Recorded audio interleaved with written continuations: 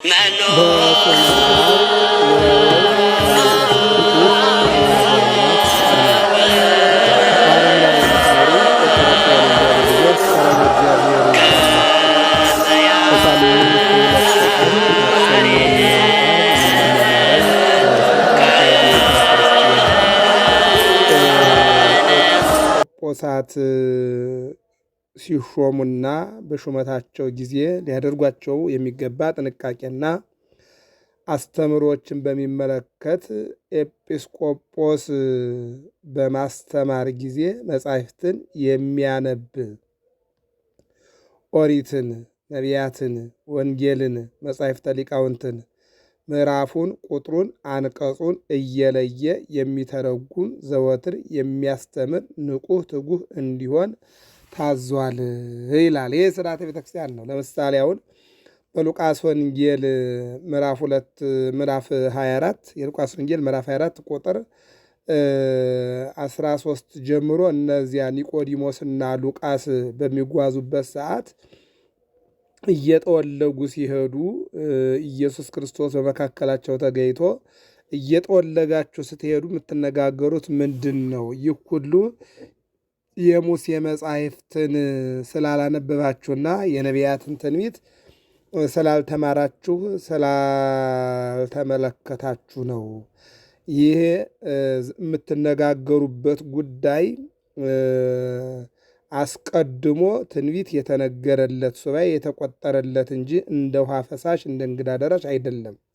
ክርስቶስ ወደዚህ ዓለም እንደሚመጣ፣ እንደሚወለድ፣ እንደሚጠመቅ፣ እንደሚጾም፣ እንደሚያስተምር፣ ሐዋርያትን እንደሚጠራ የቃሉ ትምህርት የእጁ ታምራት ዓለምን እንደሚገዛና በዓለም አስደናቂ ሥራ እንደሚሆን ባስተማረው ትምህርትና በፈጸመው ታምራት አይሁድ በምቀኝነት ተነስተው እንደሚከሱት ከሳሾች እንደሚከሱት ሊቃነ ካህናትና መኳንንት ለስቅላት አሳልፈው እንደሚሰጡትና እንደሚፈርዱበት፣ ገራፊዎች እንደሚገርፉት፣ ሰቃዮች እንደሚሰቅሉት፣ ወንበዴዎች እንደሚጥሉትና እንደሚያሰቃዩት አስቀድሞ አስቀድሞ የለም ወይ? ስለዚህ የእናንተን ነቢያትን አለማስተዋልና ኦሪትን አለመመልከት፣ መጻሕፍትን አለማንበብ የእናንተ ችግር እንጂ እሱ የመጣው ለዚህ ነው እያለ ያስተምራቸው እንደነበረ ወንጌል ይናገራል። አይታችኋል። ሥርዓተ ቤተ ክርስቲያን ማለት የካህናት ሹመት፣ የጳጳሳት ሹመት፣ የፓትርያርክ ሹመት ብቻ ሳይሆን ማንኛውም ሰው ወንጌልን መማር፣ ማዳመጥ፣ መስማት፣ መምህራን ማስተማር፣ ምዕመናን መማር እንዳለባቸውና ሰው የሆነው ሁሉ በክርስትና ውስጥ የሚኖር 46ቱ የብሉይ ኪዳን መጻሕፍትን እንደገና ደግሞ የአዲስ ኪዳን መጻሕፍትን እየተማረ እየሰማ እየተረዳ በመጻሕፍት ውስጥ በሕጉ ውስጥ በትእዛዙ በሥርዓቱ ውስጥ መኖር እንዳለበት የሚናገር ነው ማለት ነው። ለዚህም ነው ኤጲስቆጶስ ሲሾም አለ በማስተማር ጊዜ መጻሕፍትን የሚያነብ ኦሪትን፣ ነቢያትን፣ ወንጌልን፣ መጻሕፍተ ሊቃውንትን ምዕራፉን፣ ቁጥሩን፣ አንቀጹን እየለየ የሚተረጉም ዘወትር የሚያስተምር ንቁህ ትጉህ እንዲሆን ታዘዋል ይላል። ይህ እንግዲህ አስተማሪዎች አንደኛ ተምሃሩ እምኔ እግዚአብሔር ከኔ ተማሩ ብሏል። መጀመሪያው አስተማሪ እግዚአብሔር ነው። ከዛ በኋላ ቀጥሎ ደግሞ ከመምህራን ነው። እግዚአብሔርም የሚያስተምረን መምህራንም የሚያስተምሩን እግዚአብሔርን ተምረን አውቀን እንድንከተለውና በጎ የሆነውንና መጥፎ የሆነውን የእግዚአብሔር የሆነውንና የአጋንንት የሆነውን ትምህርት ለይተን እንድንችል ነው። የጆሮ የሰጠን እንድንሰማ፣ አንደበት የሰጠን እንድንናገር፣ አእምሮ የሰጠን ደግሞ የተማርነውን እንድናውቅ አውቀን እንድንሰራው፣ በሰራነው ደግሞ እንድንኖር፣ በኖርነው ደግሞ እንድንጸድቅ ስለሆነ ማለት ነው። ይህን የሚናገረው ማለት ነው። ስለዚህ ማንኛውም ሰውም ምንድን ነው ኤጲስቆጶስ ተብሎ የተሾመ የተማረ መሆን አለበት። የተማረ ደግሞ የሚያስተምር በማስተማር ጊዜ ማለት መጻሕፍትን የሚያነብ የተማረ መሆን አለበት ነው። ባጭሩ እኮ ያወቀ መሆን አለበት፣ የሚያሳውቅ መሆን አለበት። ወደዚህ ምርጫ ሲመጣ አሁን እንደምንመለከተው ወይም በዘመድ ወይም በወገን ወይም በገንዘብ ወይም ደግሞ በቲፎዞ ወይም ደግሞ በተለያየ መልኩ ሳይሆን የቤተ ክርስቲያኗ ስርዓት የሚናገረው የተማረ በማስተማር ጊዜ መጻሕፍትን የሚያነብ ኦሪትን ያወቀ የሚያሳውቅ ነቢያት ትንቢትን ያወቀ የሚተረጉም ወንጌልን የተማረ ወንጌልን የሚያስተምር መጻሕፍተ ሊቃውንትን ምዕራፉን ቁጥሩን አንቀጹን እየለየ የሚተረጉም ዘወትር የሚያስተምር ንቁህ ትጉህ እንዲሆን ይላል። እንደነ ቅዱስ ጴጥሮስ። ቅዱስ ጴጥሮስ እኮ አንድ ቀን ባስተማረው ትምህርት 5000 ሕዝብ ተመልሶለታል። ሌሎቹም ሐዋርያት እያንዳንዳቸው ምን እንኳንስ ሰው ይቅርና አጋንንት ታዘውላቸዋል። ስለዚህ ይህንን ማድረግ እንደሚገባ ነው። ሌላው ኤጲስቆጶስ በሃይማኖት ወደማይመስሉ ወደ አሕዛብ በዓል እንዳይሄድና እንዳያከብር ተከልክሏል ይላል። ይህንም ፍትሕ መንፈሳዊ 5 ላይ ወኢይሁር ሀበ በዓላተ አሕዛብ ከማይመስሉት ጋራ በዓል ሄዶ እንዳያከብር ሐዋርያው ቅዱስ ጳውሎስ ቆሮንቶስ 6 ላይ ምን ይላል? ጨለማና ብርሃን የሚያምን ከማያምን ጋራ ክርስቶስ ከቤልሆር ጋራ ቤተ መቅደስ ከቤተ ጣዖት ጋራ ግንኙነት የለውም ይላል። ስለዚህ አሁን በሀገራችን ላይ እንደ ዓለም የምናያቸው ብዙ ነገሮች አሉ። ነገር ግን በሃይማኖት አንድ ያላደረገውን ምንም አይነት በዓል ምንም አይነት ዝግጅት አንድ ሊያደርገው እንደማይገባ የቤተክርስቲያኗ ስርዓት ጥንቅቅ አድርጎ ያስተምራል። እንግዲህ ምናልባት እኛ ይሄ ፖለቲካውም ተጽዕኖ እያደረገ ቤተክርስቲያኗ የፖለቲካ ጥገኛ ሆና ፖለቲካው ደግሞ ወደ ቤተክርስቲያኗ ጣልቃ ገብቶ የሚሰሩ ስራዎችን አይተን ስርዓተ ቤተክርስቲያኑን ወደ ጎን ልናደርገው እንችላለን። ግን ፖለቲካ ያልፋል። እግዚአብሔር ግን ዘላለማዊ አምላክ ስለሆነ ስርዓቱን እየተማርነው ባንፈጽመውም ባናደርገውም ካወቅነው አይምሯችን ከሳሹ ሆኖ ወቃሹ ሆኖ ይወቅሰናል። ስለዚህ ልናውቀው ያስፈልጋል። ማንም ይሆንም ማንም በሃይማኖት ከማይመስለው ጋራ ሄዶ በዓል ማክበር እንደሌለበት እንኳንስ ምዕመናን ዋናው ኤጲስቆጶስም ይላል። ከኤጲስቆጶስ ቀጥሎ ምዕመናኑም ቢሆኑ ከእንዲህ አይነት ነገር ራሳቸውን ማራቅ አለባቸው ነው የሚለው። ሌላው ኤጲስቆጶስ ሕዝቡን በምሳሌነት ለማስተማር ማንንም የሚወድ ያው የሁሉ ወዳጅ የሁሉ አስተማሪ፣ አንተ ድሃ ነህ፣ አንተ ሀብታም ነህ፣ አንተ ወገን አለህ፣ አንተ ወገን የለህም፣ አንተ ትሰጣለህ፣ አንተ ደግሞ ባዶ ነህ የሚል አእምሮ ሊኖረው አይገባም። ማንንም የሚወድ የሁሉ ወዳጅ፣ ቂም በቀል የማይይዝ ሀዳጌ በቀል ልበሰፊ ነገር የሚያልፍ መሆን አለበት ይላል። ከማንኛው መንፈሳዊ ስራ ካልሆነው የሰይጣን ስራ ከሆነው ነገር ሁሉ መጠበቅ እንዳለበት ታዟል ይላል።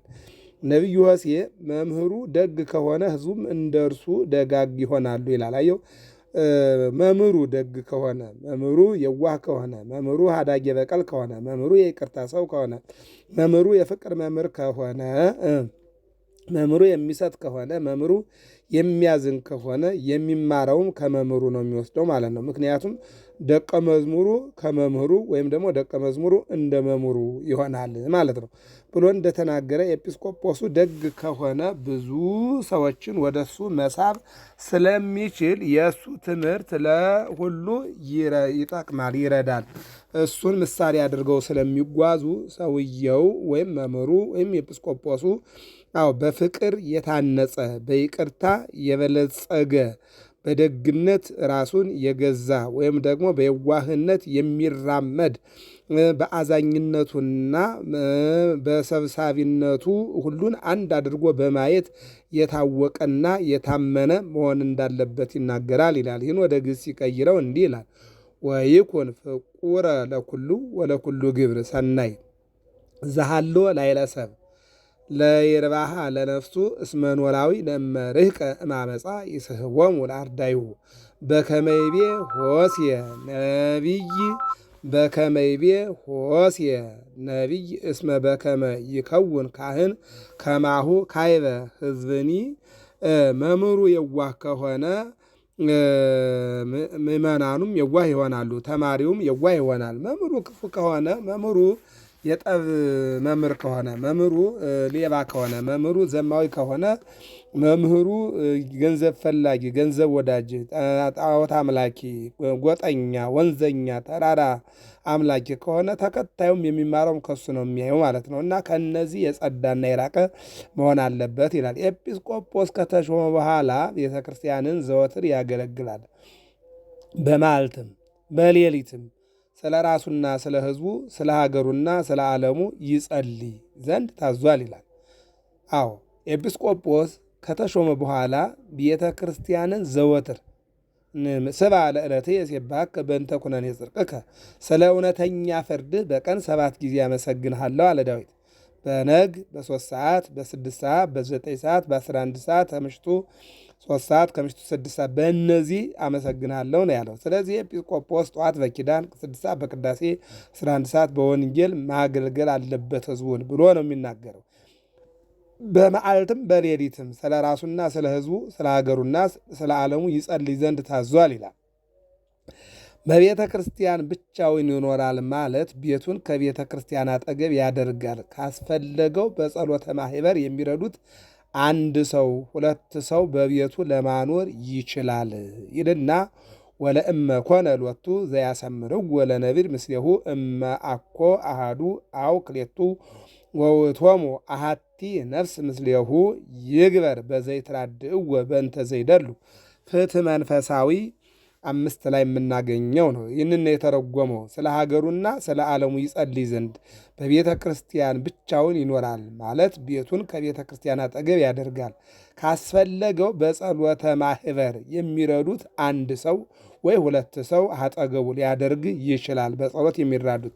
ለዚህ ነው ጌታ ሐዋርያትን ሲልካቸው 2 አድርጎ፣ አንዱ ቢወድቅ አንዱ ያነሳል፣ አንዱ ቢደክም አንዱ ይበረታል፣ አንዱ ቢራብ አንዱ ምግብ ፈልጎ ያመጣልና 2 አድርጎ የተላኩበት ለዚህ ነውና በቤተ ክርስቲያን አጠገብ የሚኖር ኤጲስቆጶስ የሚራዱት ሰዎችን ካጠገቡ ማድረግ እንደተፈቀደለት ይናገራል ማለት ነው። ሌላው ኤጲስቆጶስ ቀሳውስትን ይባርካል።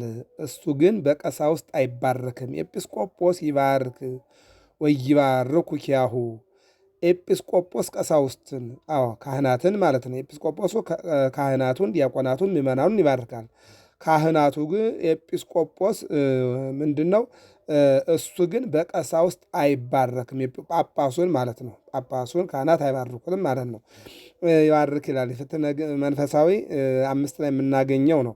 ኤጲስቆጶስ ከቀሳውስት እስከ አጻዊ ኆኅት ያለውን ሹመት ይሾማል ነው። ኤጲስቆጶስ ከቀሳውስት ከቄስ፣ ዲያቆን፣ መነኩሴ፣ አጻዊ ኆኅት ማለት እስከ ቤተልሔም ድረስ ያሉትን ይሾማል ነው። ነገር ግን ሳይመረምር ሳይፈትን ማንንም ክህነት እንዳይሾም ተከልክሏል። ምን ማድረግ አለበት? መፈተን አለበት። አንደኛ እውቀቱን፣ በሁለተኛ ሕይወቱን፣ እነዚህም ማስተካክሎ ማወቅ አለበት። ወይታፍጥን አንብሮ እዴከ ላዕለ አሐዱሂ ወኢትሳተፍ በዝንቱ ኃጢአተ ካልእ አንደኛ ጢሞቴዎስ 5:22 ፍትሐ ነገሥት ደግሞ 5 ላይ ሕይወቱን ሳታውቅ ትምህርቱን ሳትመረምርና ሳታውቅ እንዳትሰጠው ይላል ነው የሚለው። ከኤጲስቆጶስ በስተቀር መሻር የሚገባውን ካህን ይሽራል። ከኤጲስቆጶስ በስተቀር መሻር የሚገባውን ካህን ይሽራል ይላል።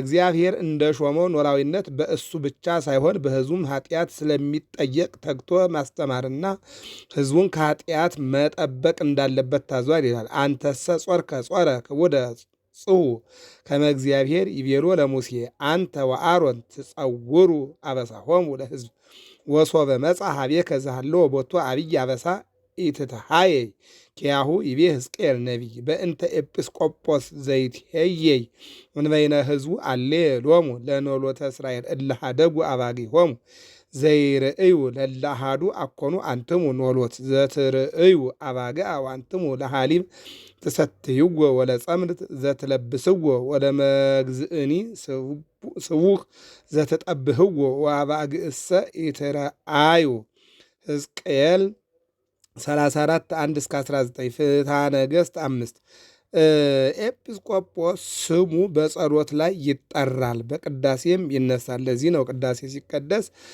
ኤጲስቆጶሱ፣ ሊቀ ጳጳሱ፣ እንደገና ደግሞ አስተዳዳሪው ስማቸው ይነሳል፣ ቤተ ክርስቲያኗ ማለት ነው። ይሄ ፍትሕ መንፈሳዊ ያዘዘው ይልቁ ነው የቤተ ክርስቲያኗ ስርዓት ነው። አሁን ሁልጊዜ የጳጳሱ የቤተ ክርስቲያኗ የአስተዳደር ስም ሲጠራ የምንሰማው ከቤተ ክርስቲያኗ ስርዓት አንዱ ስርዓት ስለሆነ ነው ማለት ነው። ኤጲስቆጶስ ስጋውን ደሙን ከኤጲስቆጶሳት እንጂ ከቀሳውስት አይቀበልም ይላል። ይህ የክብር ጉዳይ ነው።